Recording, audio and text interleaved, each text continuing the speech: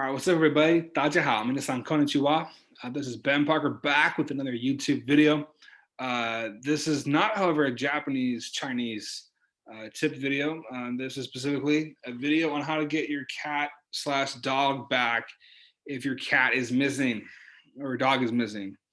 Okay, and the reason why I'm doing this video is because we lost our cat a couple months ago, and it was quite a harrowing experience. He was missing for 8 days. And it was the second time we lost him, so we felt very fortunate, and he is doing fine. He's an indoor cat now, and yeah, that's the deal with him now. Cat name is Maximilian, and he is now an indoor cat, and we've adjusted to it fine. He's adjusted to it fine. We're good. But the point of the purpose of this video is to provide some tips, advice on how to get your cat back if it is missing, or your dog. If it is missing, yeah. So, if you have some other type of pet, I'm sure that these tips could help you, but it's really specifically for dog slash cat, because those are kind of most conventional pets that go missing. But if you're missing a rabbit, I'm sure this could help you. But if like you're missing like a pet orangutan or something like that, or a pet chimpanzee, or your toucan went missing, or your peacock went missing, I'm not sure how helpful this video will be, and maybe it's a good time to reconsider whether or not having a pet orangutan is a good idea. But anyway, yeah. So if you're watching this video because your dog or cat is missing, and you're looking for a video that can give you some hope, this video is for you. Okay, so let's get into it. I have 13 tips, which are all right here. Boom, boom, boom, boom. So you can read those. Hopefully my handwriting is not too terrible. And those are the 13 tips. But I'll go into each and every one of them a little more in depthly. So the first tip is preventative. It is simply to make sure your cat dog is chipped. Okay, it's microchipped, right? So obviously, the more identification you have in your pet, the better. If you have a cat and you have a GPS collar around its neck to track it, that's great. And do make sure if you have one of those that you check to see where your cat goes, so that you have an idea of its regular patterns and behavior and where it likes to go, so that if it gets lost, find it, you can kind of know like where is it usually. So do pay attention to that data if you have a GPS collar, because that's the more data you have, the better. But yeah, GPS collars are great. Obviously, you should make sure your pet has a regular classic collar with a name tag on it. Make sure it's breakaway if it's a cat, so it doesn't choke. But yeah, the classic collar name tag is obviously important and essential. But then in the event that falls off and the GPS falls off, which it did for our cat, you do want to make sure that your cat is chipped, and our cat is chipped. So is our dog. Yeah, definitely make sure that your cat dog is chipped. And if it's not chipped, it's not the end of the world. But it is important to know that if your cat slash dog is chipped, microchipped, the odds of reunification go way, way up. But it's not a slam dunk to get your cat back or dog back if it's chipped, but it's just percentages, it helps. And vice versa, just because your dog cat isn't chipped doesn't mean you won't get them back. But if you're watching this just randomly and your pet isn't missing, your dog cat isn't missing, now might be a good time to get them chipped, just because it's the thing to do. Okay, so that's number one. Number two is don't give up. This sounds really simple, but it's really, really important. You want to make sure you don't give up, because a major reason why most people don't get their dogs, cats back is because they've given up too soon. In the case of our family, my mom, how should I say this? She, almost gave up. Really soon too, for that matter. Like day 2, day 3 of our cat being missing, she was already kind of gave it up and kind of wanted to wave the white flag and just like look percentages, say we won't get him back, blah, blah. So you know, obviously it's natural to have fears and concerns, and the thought of what if we don't get our pet back will cross your mind. That's normal. But you can't let it paralyze you to the point that you don't take the necessary actions to get your pet back. Okay, so this is really important. Don't give up. And I think this is the most important step of all. Is just don't give up. Maintain that hope. Maintain that belief. Okay, it's easier said than done, because I've seen it. I had to kind of be the one in the family that was like maintaining the belief and faith. We get our cat back, when others in my family were giving up. So you really got to, like, make sure that you just maintain that faith, that belief, that hope, that you'll get your cat or your dog back. So don't give up. It sounds simple, but it's really, really, really, really essential. Okay, don't give up. Okay. Number three, use every resource idea that you have. Okay, so I'm gonna give you guys a list of ideas and resources that helped us get our cat back. But if there's something that I listed that I didn't list, that you think of, do that. Okay, so definitely don't, whatever resource idea that you have, use it. If there's an idea that you have that you haven't used, use it. Okay, so this is all about casting as wide the net as possible. So, there's not going to be one individual thing that maybe gets your cat back where you don't know what that thing is going to be. But the wider the net you cast, the more likely it is that you get your cat back. Because every reunification story is different. For one person, it could be a sign on the street. For the person, it could be an email to a neighbor. For the person, it could be a social media post. So it just depends. It really depends on the situation. Every reunification story is different. So it's all about casting as wide of a net as possible to get in your animal back. And the wider the net you cast, the more possibilities you give yourself to get your animal back. And that's the best way to raise the chance of getting your animal back, is simply casting as wide of a net as possible. And I think this is a principle that applies to whatever pet you've lost, including orangutans. So just cast as wide of the net as possible, and use as many ideas as you can, and you're giving yourself a chance. Okay. Number four is to check shelters. This is important. So what happened with our cat, just really quickly, is we had people doing some working on our wood floors. Okay, our cat was outdoor at the time. Like I said, he's indoor now, but an indoor for the foreseeable. I think permanently he's indoor now. We're not letting him outside ever again, aside from like supervised backyard time. But he ended up being displaced like 30 miles away from our house. So we live in Mountain View, California. So he ended up being like displaced in Campbell, which is like 30 miles away from where we live. So and we had people working on wood floors, and what we think happened is that he got in their van somehow, and when they drove off to their next appointment, he hopped out, and yeah, in Campbell. So he got in the van, and yeah, that's how he got there. So he obviously didn't walk there by himself. He was displaced. So it's really important that you check the shelters, because the reason why it's important you check the shelters is because you just don't know where your cat could be, where your animal could turn up, right? So, and not just like checking local shelters, but checking like shelters within like a 50 to 100-mile radius. Like I said, displacement is possible. It's possible that your cat, got in a, that your cat, got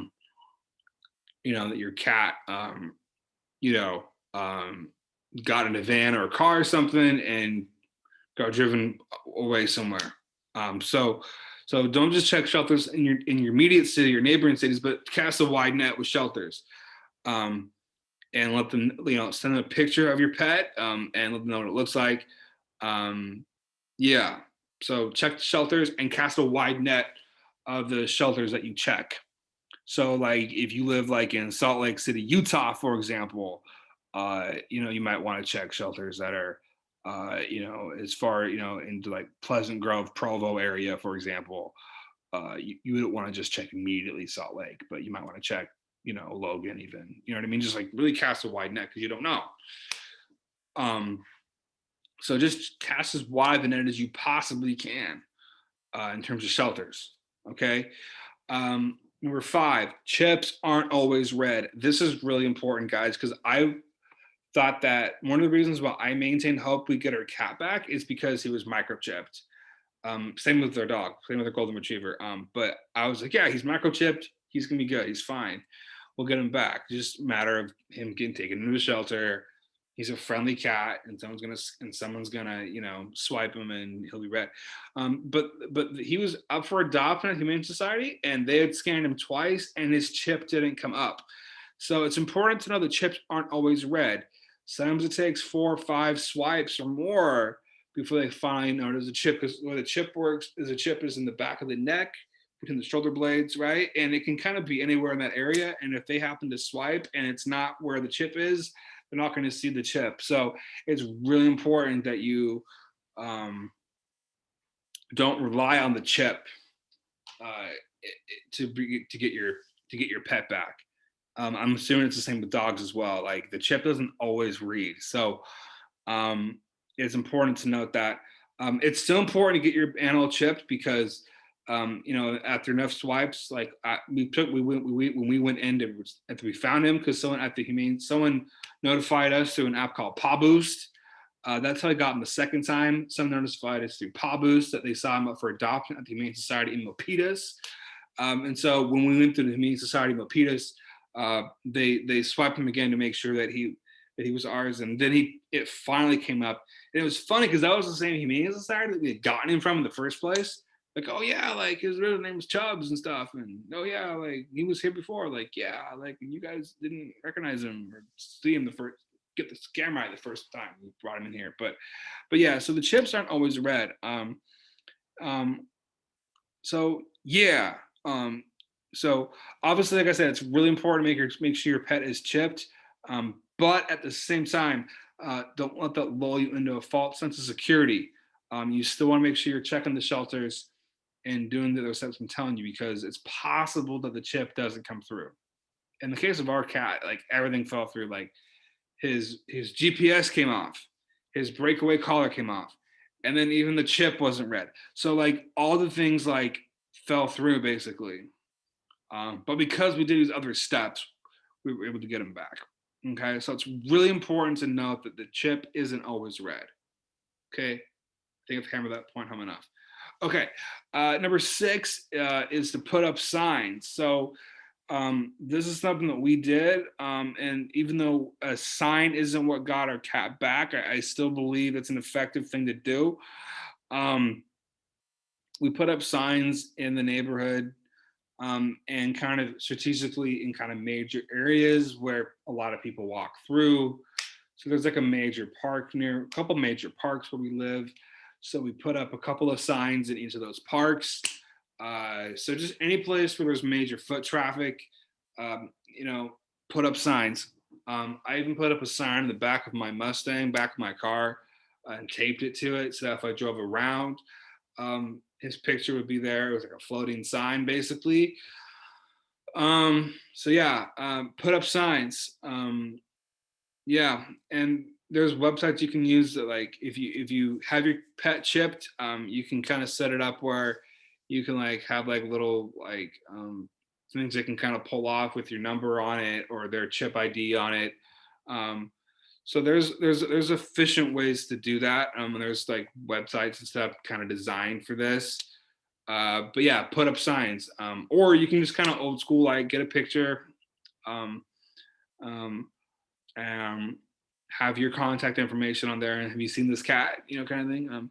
But if you're gonna put up signs, like make sure the signs look good. Make sure like it's in bold letters, like the name of the cat, missing cat, lost cat in bold letters, like our cat is missing or our dog is missing. Um, so make sure the signs look get people's attention. Make sure you got a good big photo of your animal, what it looks like. Um, so within signs themselves, in addition to doing signs, make sure you do a good job with them, and obviously make it very clear how to contact you, what your pet's name is, what it looks like, etc., and have a good, clear, distinct picture of it so people can clearly recognize what your pet looks like. Okay, but yeah, put up signs and be strategic about where you put them. Okay, think about where would be a good place to put the signs. Okay, and put them there. So number 6 is put up signs. Number 7 is email/alert the neighbors. So our neighborhood is fortunately like very like we're kind of an old school neighborhood in a good way where like everyone kind of knows each other, and we're pretty like linked and kind of in sync with each other, which is great. It's awesome. It's one of the things I love about my neighborhood is that we're very like as tightly knit as any neighborhood in America probably is.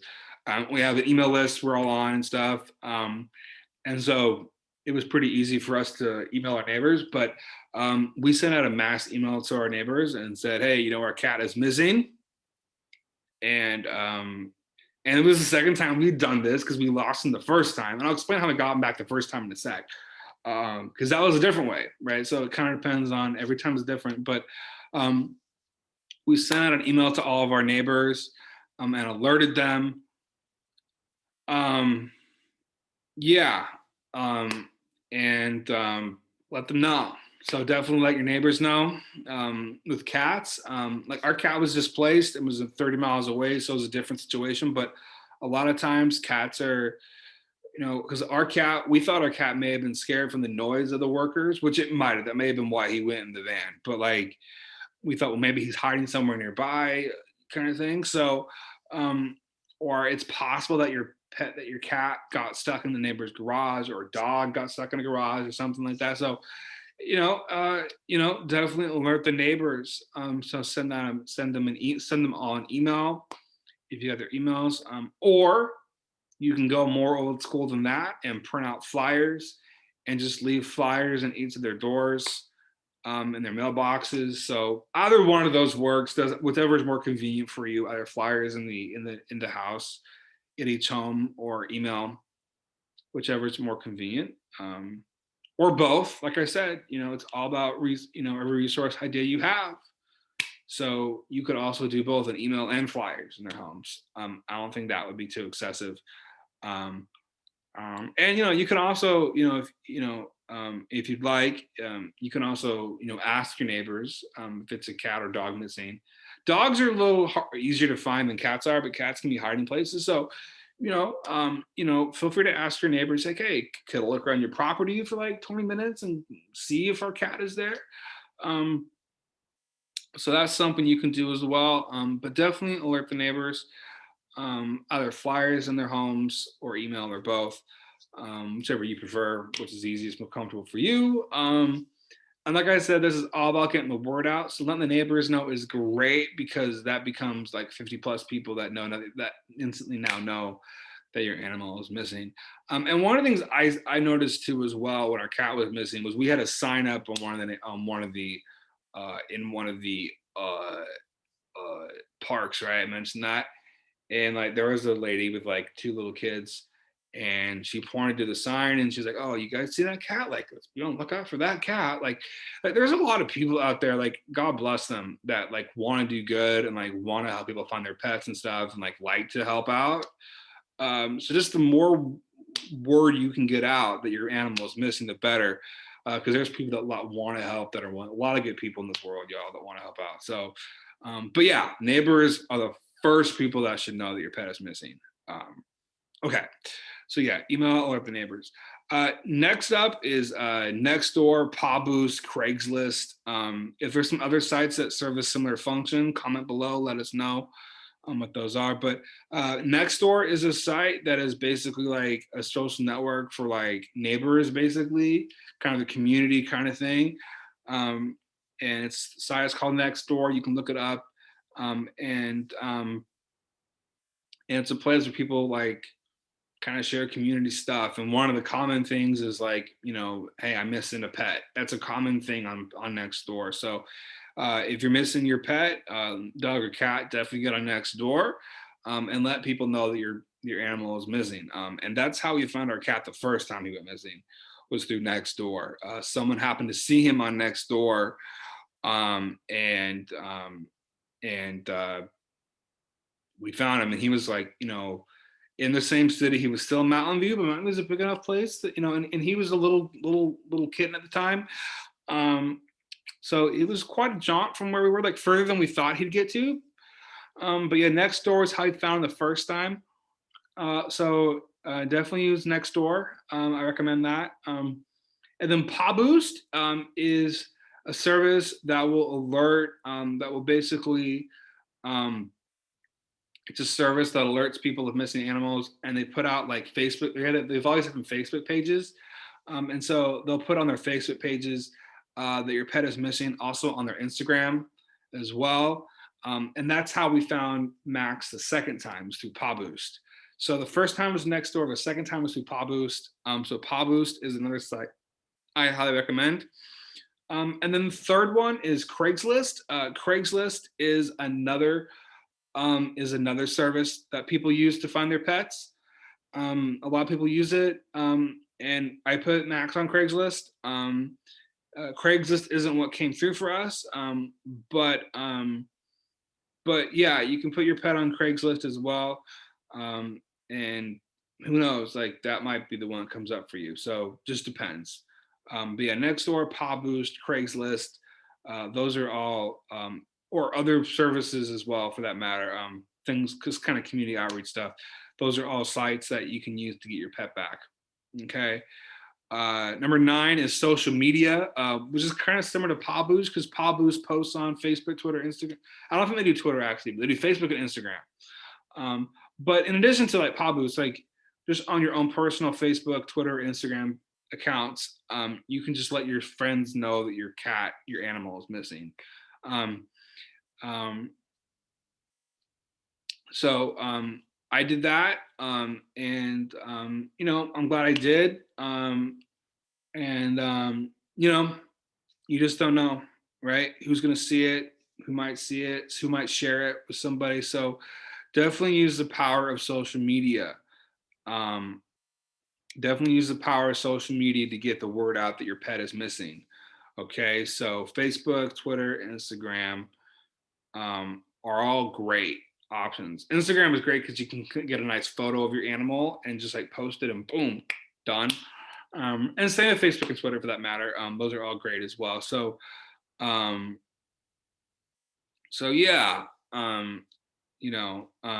social media is great. Social media is a great resource to use. And it's easy too, right? You just snap the picture and boom, and it's the kind of thing that's going to get a lot of likes and shares and hearts and caring reactions and stuff. So definitely use social media if you haven't already. Okay, so number 10 is don't exhaust yourself, pace yourself. So this is really important. It's kind of similar to the tip of like don't give up, but Rome wasn't built in a day, right? And you're not going to be able to do all of these steps in one day. So just every day pick something new to do. And one of the things that we did was, with each passing day that we didn't get him back, we ratcheted up our search more. Each passing day, we put more flyers in new places. Then we did the social media. So don't pace yourself. Don't get exhausted. Don't get so overworked trying to find your pet that you get exhausted and you give up. You just want to move on, because everyone kind of wants to get in that final box of moving on from it. Obviously, with the pet being found, but don't let the desire to move on prevent you from finding your pet if you haven't found him or her yet. Don't exhaust yourself with it. Don't get overwhelmed. I don't want these steps to overwhelm any of you. Just every day, just do a little bit more. As long as every day you're doing something new that you haven't done, then you're making progress. You're expanding that net, which is what I talked about in the beginning of the video, right? It's all about expanding that net to find your pet, right? So don't exhaust yourself, pace yourself, make sure you're getting enough sleep, because your pet needs you to be at your best self, um, looking for him or her. So, definitely, um, you know, um, pace yourself accordingly. Don't get exhausted. And, as long as you get enough sleep and, take some breaks when you need to, get your mind off of it for a bit. It's okay to like not be searching for your pet 24/7. You need sleep and you need time to recharge and rejuvenate yourself and maybe get your mind off of it for a little bit. Watch a TV show, take a break, um, and because if you're doing these other steps, chances are it's gonna be somebody else that finds your pet. But as long as you get the word out, that's what is the difference. So pace yourself, don't exhaust yourself, do a little bit each day, and that's really the key. And I found that help with our getting our cat back. Number 11 is team effort. It's a team effort to get your cat back. So obviously, like I said, it's probably not going to be you individually that finds your pet. It's going to be somebody else. But it's a team effort. If you're an individual, if you live by yourself and you don't have an immediate family around you, think of some close friends that might be willing to help. Um, that might be willing to help, um, and see if they can assist you, or some extended family members if they could help you. And then if you're like legitimately like alone, you got like no friends or family or nobody, and you're just by yourself, then view like the entire world as like your team, basically. Like I said, that lady that like with the little kids, and I remember that cat. Like, we're gonna find that cat. Like, let's look for that cat. Like, that person's on your team. So basically, it's about getting the word out and getting everybody involved with it. So the world at large is your team to get your cat back. So that's kind of what I mean by team effort. But if you do happen to have the luxury of having a family, of having kids, let's say your husband and wife, you got like little kids or something like that, or teenagers or whatever, the older the better because they can do more in this situation. Then you can task people different jobs and responsibilities. And that's one of the things that we did with our cat, was we all kind of did different things to help kind of get him back. So somebody can maybe manage the social media side. Someone can be better at putting up signs. Like in the case of our family, my mom was on email the neighbors. I was the one, the social media posts. My brother and I, we were the ones that put the signs up. We were the ones that went out late at night and called for them. That's something you can do too, is like make sure you go out late at night to call for your pet and see. We did late night walks to try to find him. So, everybody kind of did different things to get him back. So if you have a family, if it's, make sure everyone has a job and a responsibility. You can either formally assign people jobs, like Danny, you do the social media. Jenny, you put up signs. Willie, you email the neighbors. And Freddie, you stay on late night lookout all night. And and Jill, you make sure that Freddie stays awake. I mean, I'm kind of joking with some of these, but like the point is you can be specific and like assign everybody a specific task, or or you can just kind of informally like make sure everyone's doing something different and just get everybody involved. But it's a team effort. Okay. And then number 12 is the same as tip number 2. Don't give up. Don't give up. Okay. Let's just, once again, I'm bringing this back up again because this is what I felt almost lost our cat, was that my mom was like giving up and was like, we're not going to get him back. And he's probably dead somewhere. And we're just not going to get him back. And you need to face the music, Ben, that you're not going to see him again. And no matter how hard we work, we're not going to get him back. So if there's anybody in the family that is like a naysayer like that, that's like being negative, like you need to like tune them out. Okay. And you need to be as positive as possible and try to convince them that their negativity is not productive, and that if you just keep fighting, keep working, keep scrapping, climb, um, that you'll get your cat back. You got to maintain that belief inside that you're going to get your cat back or you're going to get your dog back, whichever one is missing. Even if it's an orangutan that's missing, if your pet orangutan is missing, maintain the belief that you'll see your orangutan again, okay?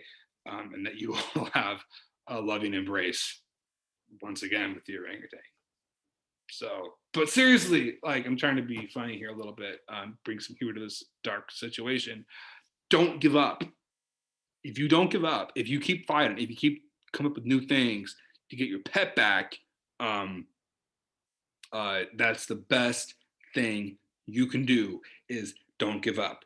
And if you've like exhausted all these options and if you like legitimately can't think of anything else to do, then play the waiting game. But like still don't give up. Keep checking sites and stuff. Like my point is don't give up, y'all. Just don't give up. Okay. If anything, this video is supposed to be a motivational speech to you. Don't give up. You can find your cat, your dog, or whatever else is missing. You can find it if you believe. Okay. Now, the last thing, and this is really, really important, is beware of scams. Beware of scams. Okay. Because we kind of got scammed. So when you've lost your pet or your dog, your cat, or whatever else pet you have, um, obviously you're desperate, right? You're willing to whatever it takes to get your animal back. And if someone calls you up and says they have your pet, obviously you're overjoyed, right? And you're like, oh my gosh, and like we found it, and like we did it, and um, and you're willing to kind of do desperate stuff to get your pet back. And so we kind of got scammed. Didn't lose any money, but had to kind of, it was just a stupid thing. Um, but but apparently on Craigslist in particular, this is the thing, because like immediately after I posted that our cat was missing on Craigslist, like 5 minutes later, I got a text message from somebody saying that they had our cat. But then they went through some weird thing where it was like they wanted us to like verify our phone number or something weird. Like they wanted us to verify our identity. And it was for the purposes of like, it was for like some purpose of like giving up our numbers so they could use our number to create more fake phone numbers so they could scam more people with. It's a weird kind of Google phone thing. Look it up. Look up Craigslist lost pet scam. It comes up. So the point is this: is if particularly with Craigslist, but I think other sites as well for this matter, just in general, like if somebody says they have your animal, um, like do be aware of the possibility that it could be a scam, particularly Craigslist. So if you posted your lost pet on Craigslist and like 2 minutes later you got some sort of text, it's like we got your pet, like that quick. Like, oh, that was quick. Yeah, it's too quick. It's probably a scam. Um, so like do check and make sure. And if they do some of their kind of weird thing, like we want to make sure it's you, we don't want to boom, boom, boom, boom. They do some weird kind of workaround thing, then it's a scam, and you can just like tell them to like like buzz off, because like that's just like not cool. So I do, like I said, I do want to like make sure like you guys understand like scams do happen, and there are people out there that are trying to like prey upon people that are missing their pets. So I view myself as a person that's pretty good to not get scammed. Like I'm good at like filtering like out suspicious emails and stuff and flagging and moving the junk and stuff, which you should also do. But in that moment of vulnerability where I'm missing my cat, I want my cat back so much. um, I let my guard down in a way I shouldn't have. And I created a problem for myself that I didn't want to create. So it's really important to understand that while you um, have that desperate desire to get your cat back, you do not want to fall prey to a scam, and be aware that they can happen. You still got to be sharp and smart. As Jesus Christ said, what did he say? He said, um, be wise as serpents, but harmless as doves. That's the wise as a serpent part that Jesus Christ is talking about. Like, you want to make sure that, like, you're wise as a serpent, and that you are aware of these things, and that you're not just vulnerable and gullible. Yeah, there's your Christian lesson for the day. So in recap, I hope, by the way, I hope this video is useful for you if you have lost your cat or your dog, or something else. Um, Particularly, specifically cat, especially cat and dog, but anything else for that matter. Any other pet you're missing, just my number one message to you is just don't give up, maintain that hope, maintain that belief, that you will see your pet again, and that you will get them back. And that's like not a guarantee. I'm not trying to guarantee that if you watch this video and you follow through these steps, that you'll get your pet back. But I really think that the most important thing you can do is just maintain that belief and hope. And if you do that, you up your odds significantly. And we got a cat back in 8 days. But for some people, it's 2 weeks, 3 weeks, a month, 3 months, 9 months, who knows, longer than that even. So it just, every situation is different. But my point here is I want to make sure that you maintain that hope and that belief. And just as a recap, once again, make sure your cat dog is chipped. That's number one, as a preventative thing.